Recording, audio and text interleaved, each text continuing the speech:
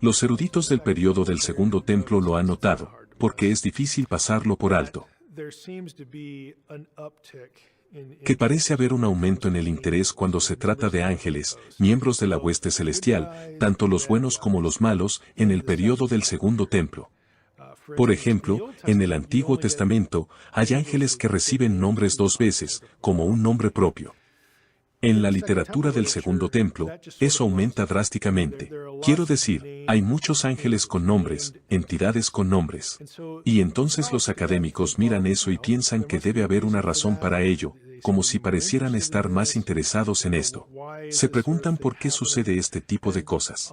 Y sinceramente, para ser franco, básicamente son solo conjeturas. Todo el mundo se pregunta por qué es así. Algunos dirán que hay un mayor interés en los ángeles porque la comunidad judía del periodo intertestamentario simplemente veía a Dios o sentía que Dios estaba más distante o remoto. Y especulan que lo que queremos decir con eso es que Dios se estaba desconectando un poco, porque de todos modos la comunidad todavía está en el exilio, porque 10 de las tribus todavía están desaparecidas. Es como decir que Dios está tratando de decidir si todavía está interesado en ejecutar su plan nuevamente. Pero ese es en realidad el tipo de cosas que la gente dirá porque están diciendo, Dios, para estas personas, está menos interesado y menos activo, y está usando a los miembros menores de su ejército celestial para hacer cosas que él podría haber hecho en el Antiguo Testamento. Y eso muestra que estas personas están pensando que Dios realmente ya no quiere ser nuestro amigo, y por eso está asignando estas tareas a seres inferiores, intermediarios, como si no quisiera meterse tanto con la gentuza. Esa especulación teológica ha triunfado en el mundo académico. Ahora, es bastante justo que si tenemos este periodo intertestamental, todavía hay una sensación de estar en el exilio, incluso lo tenemos en el Nuevo Testamento. Eso es justo. Hay una sensación de que Dios ya no visita directamente a la gente. Ya no ven al ángel del Señor, no tienen estas cosas. No creo que podamos sacar conclusiones firmes sobre por qué las cosas se escriben como se escriben en esta área. Sí, podría reflejar una especie de ay de mí, o me pregunto si todavía le agradamos a Dios, o si Dios todavía está molesto con este tipo de cosas, para que la gente ya no personalice tanto la relación entre Dios e Israel. Todo eso va a cambiar dramáticamente, por supuesto, con el Nuevo Testamento. Y dado que veo el Nuevo Testamento como algo diferente a esta otra literatura, creo que lo menos que podemos decir es que Dios todavía estaba interesado. Todavía está trabajando en un plan. El plan todavía está vigente, pero eso no significa que Dios tenga que seguir incitando a la gente a escribir sobre él. Tiendo a ser alguien a quien no le interesa especular demasiado sobre eso, pero sí se ve un aumento en la actividad de los ángeles durante el periodo.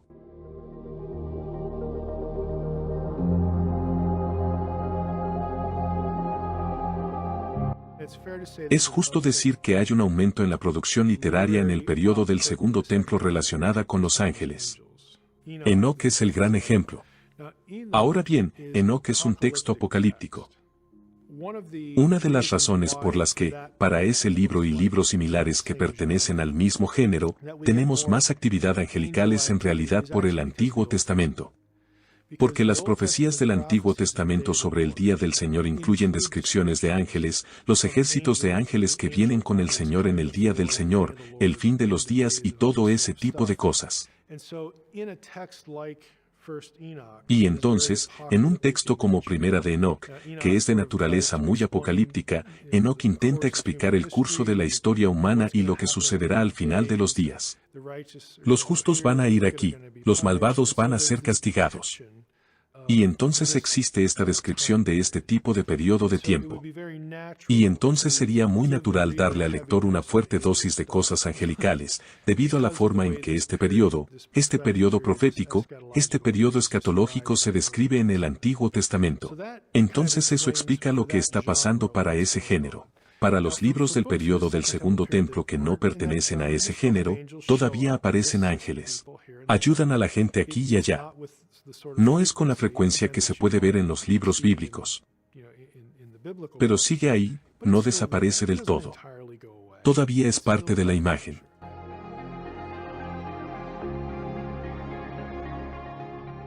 Creo que si tuviéramos el autor, o los autores de Enoch, porque es una especie de libro compuesto, algo así como lo es la Biblia es en realidad una colección de libros diferentes.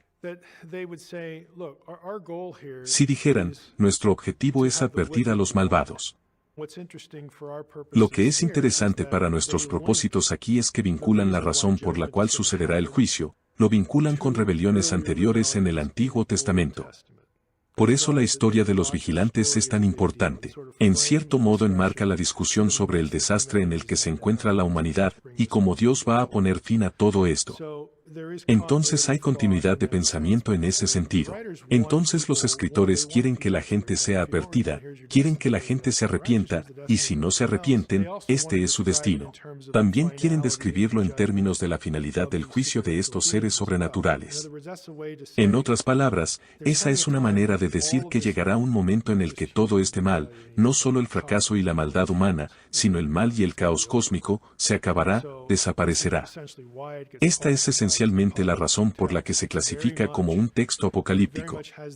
Tiene muy presente el final de los días cuando todo se consuma. Una de las otras trayectorias, que es algo interesante, como con los rollos del Mar Muerto, en varios textos es que hay una teología muy fuerte, presentada a la que los eruditos se refieren como el sacerdocio angelical. Y tenemos una serie de textos, el Sabbat Sorot, y las canciones del sacrificio del sábado son probablemente el ejemplo más destacado, donde el orden del cielo no solo debe reflejarse en la tierra, sino que debe preservarse la estructura del cosmos.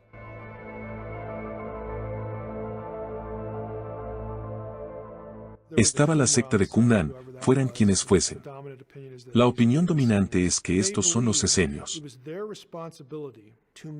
Creían que era su responsabilidad mantener el orden cósmico de los cielos en la tierra, y lo harían a través de rituales, no solo en materia sacerdotal sino también en la observancia del calendario sagrado. Y esto realmente se vuelve algo esotérico pero realmente interesante. Este grupo en realidad abandonó el sacerdocio de Jerusalén, lo que consideraríamos los fariseos y los saduceos, todo ese grupo. De hecho, se separaron de ellos porque no les gustaba el calendario que estaba usando el otro lado. La gente de Qumran creía que todo el mundo debía utilizar un calendario matemático, no un calendario astronómico. Porque el calendario astronómico era imperfecto. Sabemos que un año tiene 365 días y cuarto. La comunidad judía típica habría estado usando un calendario lunar, 12 por 30 es 360 días en un año. Agregarían 5 para llegar a 365, pero no agregarían el trimestre, por lo que periódicamente tendrían que agregar un mes adicional. Es por eso que la fecha de Pesaj varía, depende de cuando se agrega el mes adicional y todo este ciclo lunar. Y los esenios vieron eso y dijeron que es ridículo. Tienes que idear este calendario, lo que deberías hacer.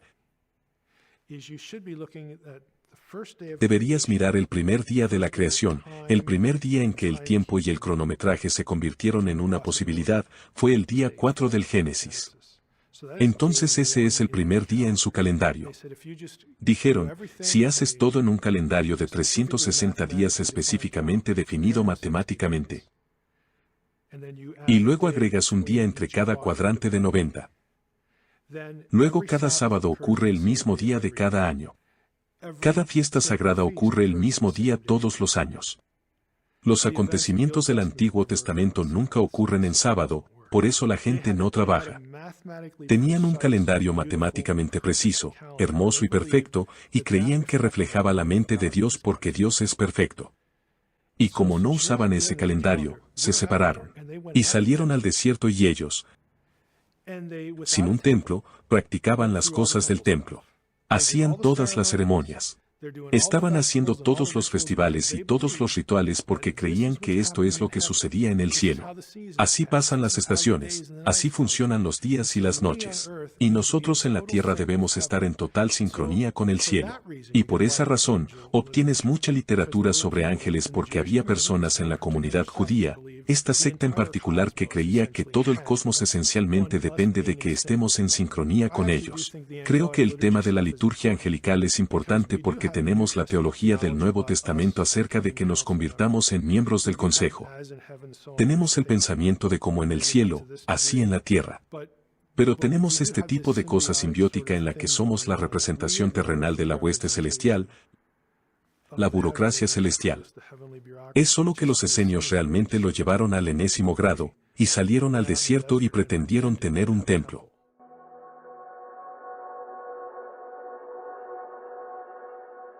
Parte del libro de Enoc que la gente encuentra realmente extraña o realmente interesante es algo conocido como el apocalipsis animal. Esta es una alegoría donde los personajes del episodio de Génesis 6 y la cosmovisión de Deuteronomio 32 representan esa rebelión. Realmente, la historia de Israel, tanto en los días primitivos como en el futuro, se vuelve a contar con ciertos animales tomando el lugar de ciertos personajes. Es otra narración, solo que en una forma diferente, de toda esta historia sobre por qué el mundo es el desastre que es. Se puede decir que están siguiendo los temas de la rebelión porque están haciendo una alegoría del episodio de Génesis 6, que se toman muy en serio. Y toda la situación acerca de las naciones de la tierra siendo ovejas con falsos pastores, y los falsos pastores necesitan ser reemplazados por el gran pastor. Tiene esa sensación del Nuevo Testamento, y por eso los eruditos han tomado nota de esto, y ven que de alguna manera, están haciendo teología sobre la base de un conjunto de condiciones en el Antiguo Testamento. Y eso es lo que también está haciendo el Nuevo Testamento. Y a veces el lenguaje se acerca mucho a cómo lo imaginan, como hablan de ello. Una de las cosas que notas de inmediato en el Nuevo Testamento, y si estás leyendo o estudiando todo el concepto de la hueste celestial, Dios está trabajando con su consejo, ya sabes, mucha actividad angelical en el Antiguo Testamento. Cuando entras en el Nuevo Testamento, hay algunos cambios. En el Antiguo Testamento, tienes hijos de Dios. Tienes santos. Estas son dos frases descriptivas prominentes utilizadas de los miembros de la hueste celestial en el Antiguo Testamento. Cuando llegas al Nuevo Testamento, especialmente en las traducciones al español, prácticamente lo pierdes. Es comprensible porque en la traducción al español tenemos una palabra como santos. Escribiendo a los santos de tal o cual iglesia, como Pablo.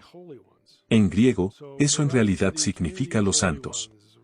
Entonces le escribimos a la comunidad de los santos. Si esa fuera la forma en que nuestras traducciones al español lo preservaran, notaríamos que el lenguaje de los santos, el plural, la pluralidad, realmente no desapareció. Todavía está ahí. Pero ahora no son seres sobrenaturales, ahora son los hijos de Dios terrenales, no los hijos de Dios, los hijos de Dios en el mundo espiritual. Pero ahora lo entendemos. Aquí se usa de los creyentes, y esa es la otra frase, los hijos de Dios. No encontramos ángeles en las descripciones del Nuevo Testamento referidos como hijos de Dios o familia de Dios. Por lo general, se les llama simplemente ángeles. Y eso plantea la pregunta de, ¿por qué no utilizamos esta otra frase, hijos de Dios, para referirse a seres sobrenaturales? Bueno, todavía está ahí, pero al igual que santos, ahora se usa con hijos humanos. Y este es en realidad un patrón significativo, una transición significativa. Y cuando me preguntan por qué deberíamos preocuparnos por los ángeles, este es el tipo de cosas en las que estoy pensando.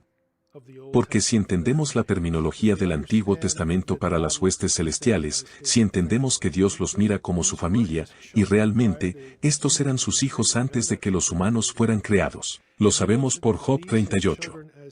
Y Él mira a estos, sus hijos, como sus participantes, sus socios en hacer lo que una vez hizo en el mundo espiritual. Entonces, cuando Dios vaya a crear a los humanos, ahora tendremos hijos encarnados como humanos. y también son socios de Dios. Y entonces, el plan de Dios desde el principio fue tener una familia humana, hijos humanos con sus socios, para trabajar juntos con la familia y los socios que ya existían en este lugar de encarnación que llamamos tierra. Cuando ocurre la caída y todas estas otras rebeliones, Dios nunca abandona el plan. De modo que cuando llegas al Nuevo Testamento y comienzas a ver este lenguaje usado por los creyentes humanos, lo que deberías hacer, y las traducciones al español oscurecen esto, es hacernos recordar cuál era la visión edénica original. Se supone que somos, y lo somos, hijos de Dios.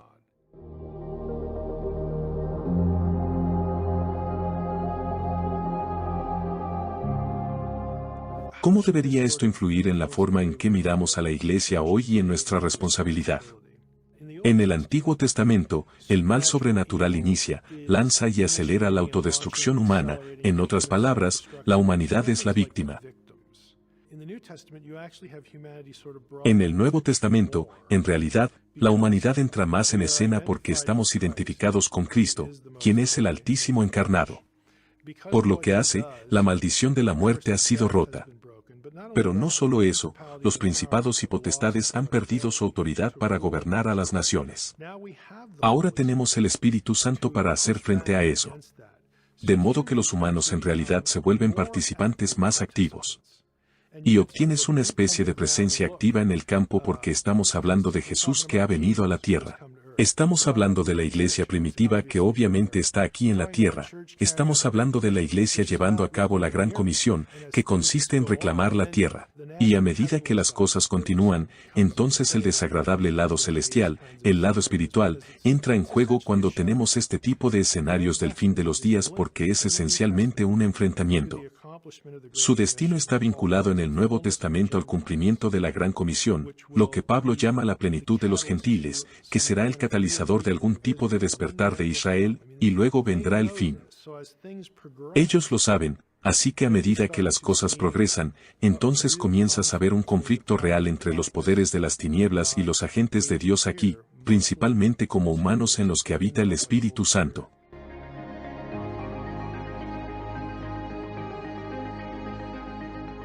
¿Acaso son tontos los demonios y creen que pueden ganar? Los seres inteligentes que están en rebelión contra Dios, saben quién es Dios. Saben que no van a vencer a Dios, saben que no van a ganar de esa manera. Pero como Dios ha vinculado el regreso del Señor, el fin de los días, el regreso del nuevo Edén, básicamente la propia victoria de Dios ahora está vinculada a estos humanos de aquí. Básicamente, estos seres menores, y Dios ha sido, entre comillas, bastante tonto, vincular el cumplimiento de su deseo, y por supuesto, nuestro destino como seres en rebelión a este grupo en esta cosa de la Gran Comisión. Si defines la victoria en ese contexto como, bueno, simplemente obstaculizaremos la Gran Comisión tanto como sea posible. Cegaremos a la gente al Evangelio en todas las naciones que están bajo nuestro cargo. Podrían resistirse a la conclusión del Nuevo Testamento de que ya no tienen ninguna autoridad legítima, porque Pablo habla de esto junto con la resurrección. Eso no significa que tomarán sus cosas y se irán a casa. Están luchando por su territorio, y están luchando para anticiparse a su destino. Y entonces, sí, esta es la estrategia para impedir el cumplimiento de la Gran Comisión.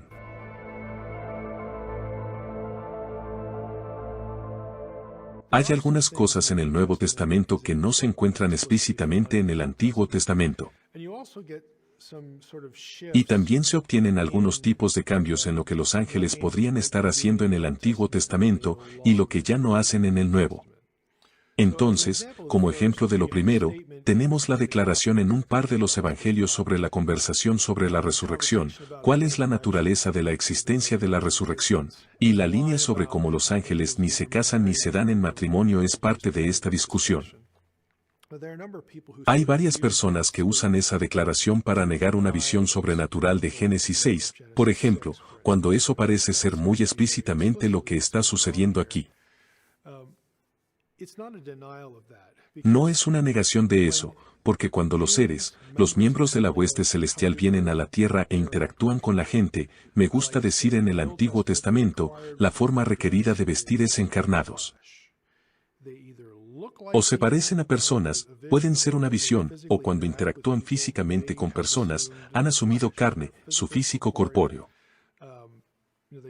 Parecen personas y se sienten como personas, hacen lo que hace la gente. Entonces, cuando estás en la carne, la suposición parece ser que puedes hacer cosas que no tienes que hacer, pero que cuando estás encarnado, puedes hacerlas. Los ángeles no necesitan comer, pero sí comen en Génesis 18, el ángel del Señor lucha con Jacob. Tienes el incidente en Sodoma donde metieron a Lot en la casa. No tienen que tener fisicalidad por naturaleza, pero cuando la tienen, son capaces de hacer cosas físicas.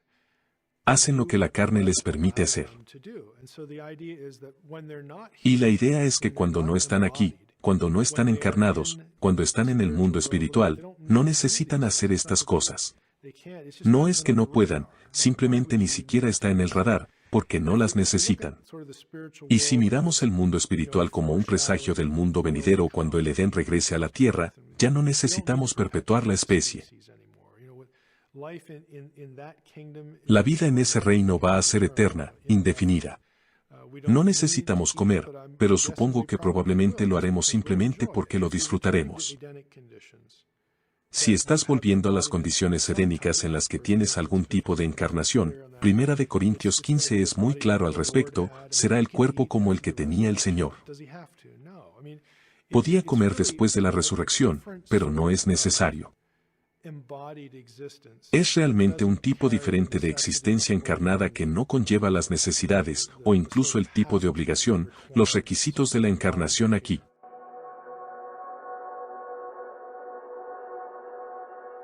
También tienes otro pasaje en Mateo 24 que dice, como en los días de Noé, así será cuando venga el Hijo del Hombre, y tendrás algunos grupos que tomarán ese lenguaje y dirán que en los últimos tiempos, cuando el Señor venga, tendremos una repetición de lo de Génesis 6.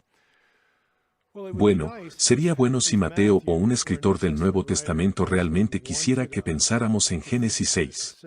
Sería una buena idea si realmente citara algo de Génesis 6. Pero si realmente miras en griego, el casarse y la idea de darse en matrimonio, esa terminología no es la que se encuentra en la Septuaginta en Génesis 6, el lenguaje es diferente.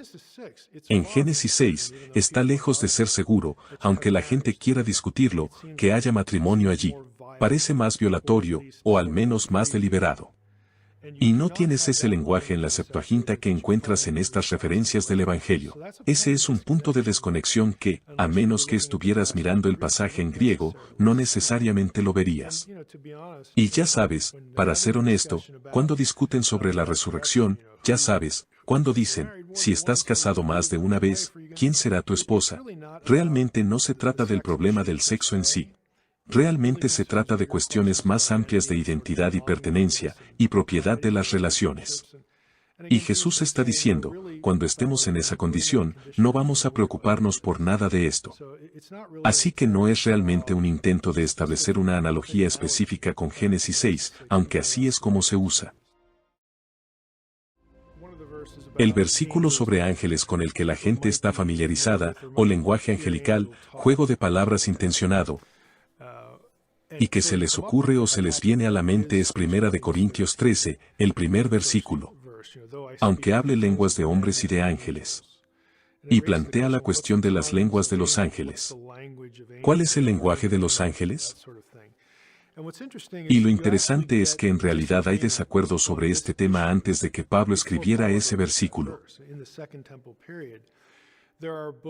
En el periodo del Segundo Templo, hay libros como Jubileos que en cierto modo asumen que Dios hablaba hebreo, y que el idioma que le permitió a Adán tener desde el principio era el hebreo. Y dado que este es el idioma que Dios habló y que le dio a los humanos, bueno, este debe ser el idioma que Dios usa con las huestes celestiales antes de la creación humana. Por lo tanto, las huestes celestiales, los ángeles, hablan hebreo. Se produce ese tipo de extrapolación. Entonces ese es un texto que estará antes de lo que leemos que dice Pablo. La alternativa a todo eso es que el lenguaje de los ángeles es, de hecho, un lenguaje que solo ellos tienen. Los eruditos se refieren a esto como una especie de lenguaje esotérico, o balbuceo, o algo que los humanos no pueden descifrar. Y hay libros del período del Segundo Templo que también toman esa trayectoria, donde aparecen personas en escenas celestiales, hay conversaciones y las personas involucradas no tienen idea de lo que se dice.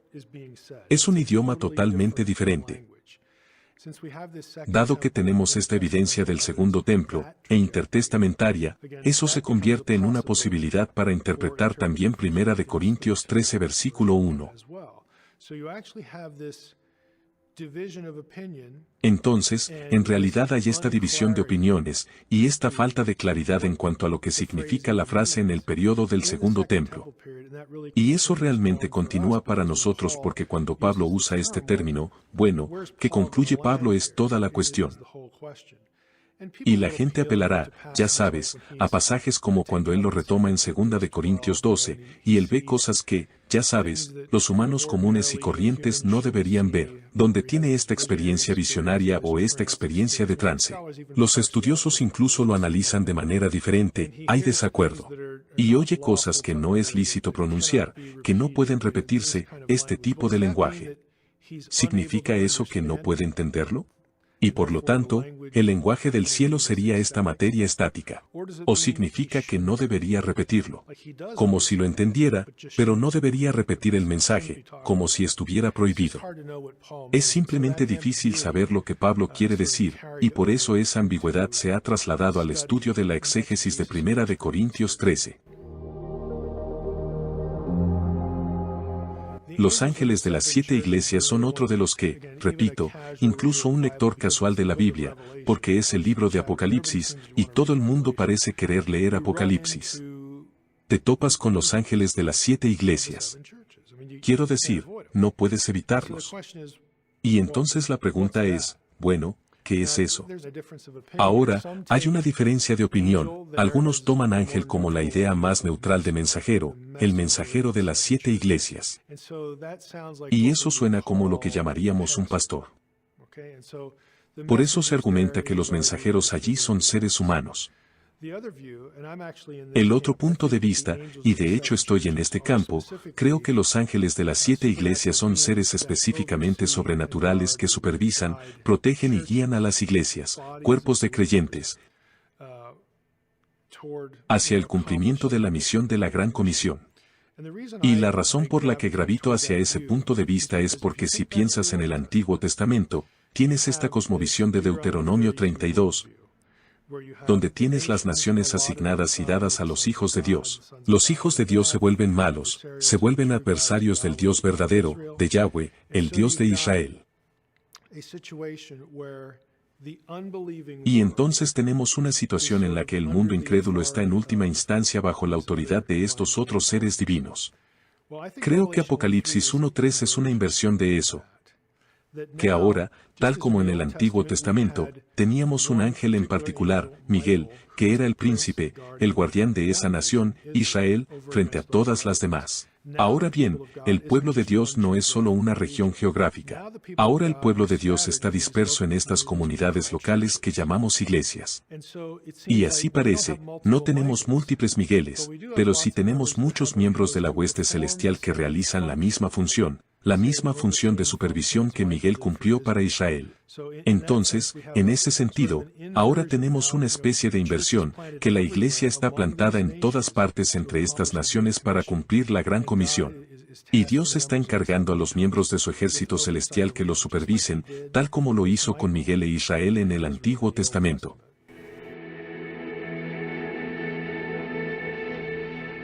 A menudo me preguntan sobre los ángeles de la guarda. ¿Existen los ángeles de la guarda? Y realmente depende de cómo definas guardia o guardián. Y también depende de lo que recordemos. O de cómo pensemos sobre algo específico en el Antiguo Testamento en relación con lo que hacen los miembros de la hueste celestial. Al menos antes de la obra de Jesús en la cruz. Entonces, la primera parte de eso, ya sabes, ¿qué entendemos por guardia? Bueno, ciertamente no sería que tengamos ángeles con nosotros que nos protejan de todo lo que pueda salir mal en nuestras vidas. Eso es muy obvio, el sufrimiento es parte del mundo. Jesús dijo a sus seguidores que podían esperar sufrir. Los apóstoles le dijeron a la gente que les estaban ministrando, pueden esperar sufrir. Así que esa noción de tutela ni siquiera es una opción. Eso no significa que Dios no pueda usar un agente celestial para alejarte de algo o protegerte en incidentes aislados. Pero la idea de que tenemos ángeles compañeros que simplemente nos protegen de todo lo posible realmente no es bíblica.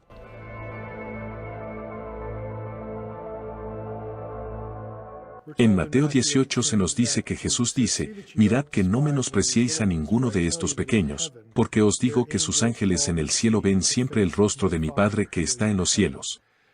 Ahora bien, ese es un terreno fructífero para esta idea del ángel guardián. Verás que se hace referencia a él todo el tiempo en relación con este tema.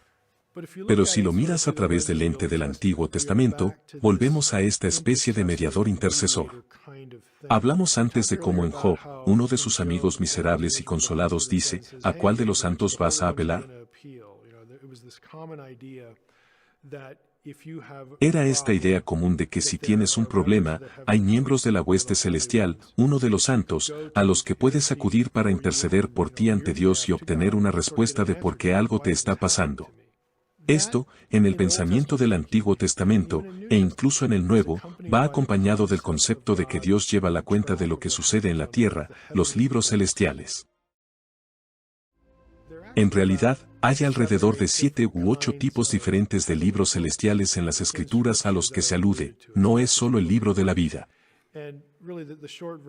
Y realmente la versión corta de esto es la noción de que Dios recluta miembros de la hueste celestial para llevar cuenta de lo que sucede en la tierra, en general. No se trata solo de los creyentes, sino en general. Entonces no se nos enseña cuando leemos esas cosas que Dios tiene mala memoria, lo que nos están enseñando es que a Dios no se le escapa nada. Ahora esto se remonta a esta declaración en Mateo. Lo que Jesús está diciendo es que habrá alguien aquí que tendrá acceso directo a Dios, y que esto no será olvidado porque la vida de cada uno de estos pequeños está siendo rastreada. Dios sabe lo que está pasando, y ellos van a crecer y Dios está al tanto de todo lo que sucede. No creo que tengamos ángeles que nos protejan de todo lo posible desde el momento en que nacemos hasta cuando sea. Pero sí creo que Dios se interesa y solicita la ayuda de miembros de la hueste celestial para que nos ayuden en nuestras vidas y nos cuiden, nos adviertan, nos guíen. Dios puede hacer eso. Él es perfectamente capaz de hacerlo, y es consistente hasta ese punto con las Escrituras. Entonces ese sería un ejemplo de una idea popular que tiene alguna base en las Escrituras, pero tal vez no sea exactamente lo que verías en las películas. Pero todavía tienes Hebreos 1 sobre esta idea general de que los ángeles son espíritus ministradores para las personas.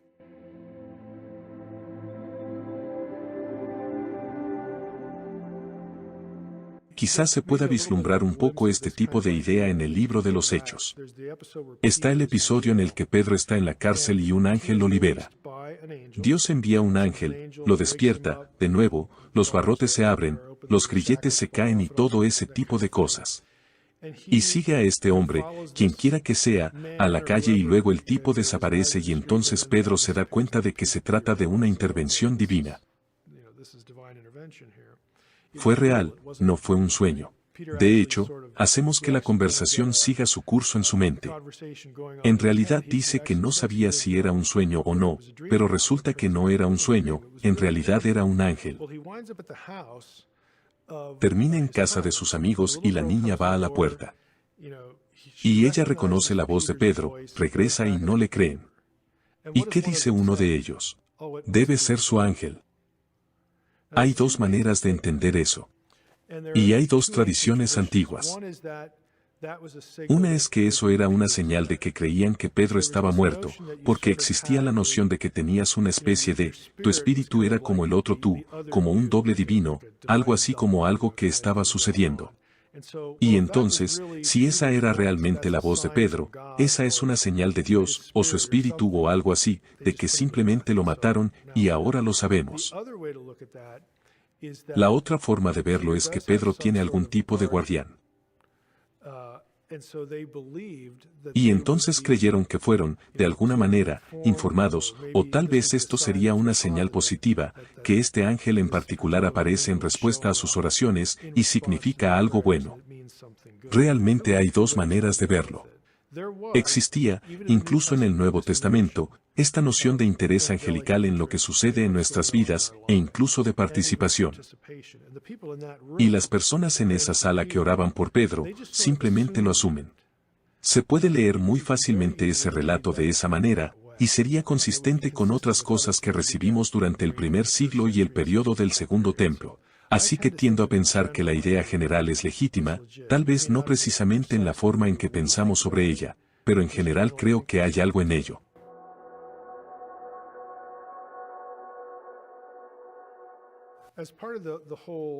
Como parte de toda la cuestión de si los ángeles tienen alas, la gente suele apelar al capítulo 5 de Zacarías porque hay dos mujeres en ese pasaje que no son mujeres normales, tienen alas. Y entonces la gente señaló que estos deben ser ángeles, y por lo tanto, tienen alas, y por eso los ángeles tienen alas. El problema es que si realmente vas a Zacarías 5 y lo lees detenidamente, las mujeres nunca son llamadas ángeles. Y de hecho, hay un tercer personaje en el capítulo de esa escena que es un ángel. Y para colmo, cuando ese ángel habla en términos de la gramática hebrea, se usa la forma masculina de los verbos. Así que en realidad no tienes en Zacarías 5 pruebas de que tenemos ángeles femeninos, o que los ángeles tienen alas, porque el ángel es un tipo separado en esa escena aparte de las mujeres.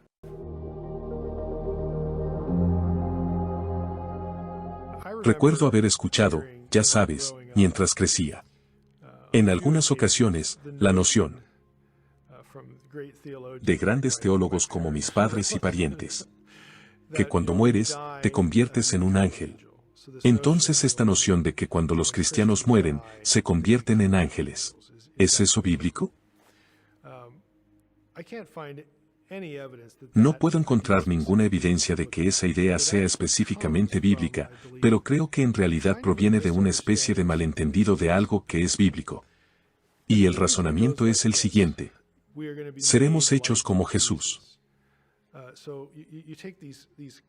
Entonces tomamos esta concatenación de ideas sobre nuestra glorificación, el nuevo cuerpo que recibimos. El hecho de que los ángeles están involucrados en alguna parte, y típicamente la ruta hacia este destino final es la muerte.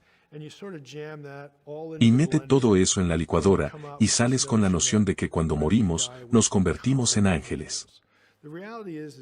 La realidad es que seremos como ellos y nos uniremos a ellos en la familia de Dios. Nos convertiremos en el consejo reconstituido. Eso no es convertirse en un ángel. Eso es llegar a ser como Jesús, que no era un ángel. Jesús tiene un cuerpo nuevo, un nuevo tipo de cuerpo celeste del que habla Pablo en 1 Corintios 15, en eso nos convertimos.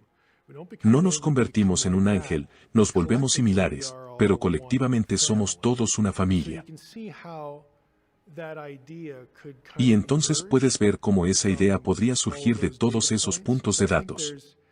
Así que creo que hay algo en la idea general, pero en cuanto a convertirse específicamente en un ángel, es una especie de exageración de lo que está sucediendo en el texto.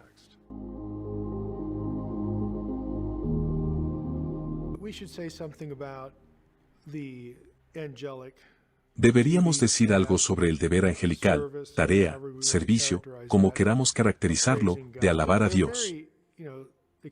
Hay referencias muy explícitas y abiertas a esto a lo largo del Nuevo Testamento y del Antiguo. Es difícil para nosotros pensar en ello porque, por un lado, este es el tipo de cosas que siempre recordamos, tal vez por la historia navideña sobre gloria a Dios en las alturas, porque la escuchamos todos los años. Y tal vez por eso, o por leer Apocalipsis 4 y 5, tenemos la impresión de que esto es lo que hacen los ángeles. Simplemente se quedan ahí, alaban y cantan, y prácticamente no hacen nada más. Seamos honestos, ¿cómo haríamos esto por siempre? Y yo personalmente diría que el punto de estos pasajes no es que esto sea todo lo que haremos durante los próximos 10 millones de años. Simplemente no creo que ese sea el punto. Si volvemos al Edén, que es donde termina el libro del Apocalipsis, la vida en la nueva tierra será como debería haber sido en ese lugar. Muchas cosas para ver, muchas cosas para disfrutar, interacción unos con otros como miembros de la familia de Dios. Sí, estaremos agradecidos, alabaremos a Dios con ellos porque a los que son leales a Dios y a las huestes celestiales les va a encantar. Les encantará ver a Dios salirse con la suya y deshacer todo el caos, así que eso es parte de ello.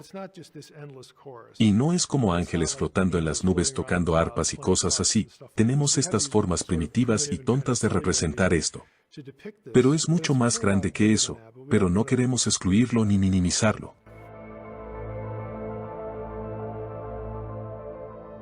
Uno de mis versículos favoritos sobre los ángeles en el Nuevo Testamento es probablemente uno de los más misteriosos.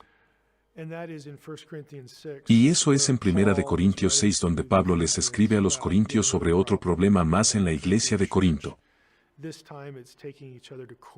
Esta vez se llevan a los tribunales por cosas triviales, se demandan unos a otros y todo eso. Y Pablo simplemente se detiene y dice, miren, no deberían estar haciendo esto. Deberían poder decidir estas disputas entre ustedes, todos ustedes son creyentes, todos ustedes son miembros de la misma familia. ¿No saben que van a juzgar a los ángeles? También podrías traducirlo como, ¿no saben que van a gobernar a los ángeles? Y parece un versículo extraño. ¿De dónde viene esa idea y qué significa? Todas las naciones del Antiguo Testamento, excepto Israel, están bajo el dominio de un poder sobrenatural hostil. Aquí es donde tenemos a los príncipes de Daniel sobre naciones e imperios. Si nos fijamos en esta cosmovisión, las naciones están bajo dominio. Ellos son los que en cierto modo gobiernan la tierra, y luego tenemos la figura de Satanás, que es el Dios de este mundo. Todo eso es en realidad una preparación para esta idea de juzgar a los ángeles, porque si pasas de 1 Corintios 6, esa línea, y luego tienes esta noción, del mundo bajo dominio, y luego llegas a Apocalipsis 2 y Apocalipsis 3, donde el mismo Jesús dice a las iglesias, al que venciere, le concederé sentarse conmigo en mi trono y gobernar. Y podríamos preguntarnos qué significa eso. Bueno, significa que eventualmente en el nuevo Edén vamos a gobernar las naciones con Jesús. Y los que gobiernan ahora mismo, son estos ángeles. Son los hijos caídos de Dios. Y entonces, cuando Pablo dice en 1 Corintios 6, ¿no sabéis que vais a juzgar a los ángeles? Es una referencia al fin de los días cuando los desplazamos. Los creyentes, ya sabes, los mansos heredarán la tierra. Los creyentes heredan la tierra debido a nuestra unión con Cristo, a quien se le ha dado toda autoridad sobre el cielo y la tierra. Eso será compartido con nosotros. Ellos serán barridos del campo y finalmente juzgados, y nosotros llegaremos a ser la familia reconstituida y el consejo de Dios, gobernando todas las naciones de la tierra con Él. Y están completamente fuera de escena. Así que nosotros, en efecto, somos su juez. Participamos en su eliminación. Los desplazamos. Tomamos sus trabajos, esencialmente, y tomamos su lugar que perdieron a través de su rebelión en el Consejo Celestial de Dios. Entonces, esto agrega toda una dimensión extra a lo que consideramos cielo, o el estado final o santificación, o lo que sea que está directamente vinculado a esta cosmovisión, que involucra íntimamente a la hueste celestial. Y es por eso que digo cuando me preguntan, ¿por qué es importante el estudio de los ángeles? Porque se habla mucho de ellos, tanto buenos como malos, que informan nuestra comprensión de quiénes somos, nuestra identidad, nuestro estatus a los ojos de Dios, y también nuestra misión y nuestro destino. Y entonces creo que cuanto más sepamos sobre la parte invisible de esto, mejor seremos capaces de analizar, nuevamente, la relación de Dios, y el plan, y realmente la perseverancia, en hacer realidad su visión original con nosotros como pieza central, esta vez gobernando con Él en un Edén global.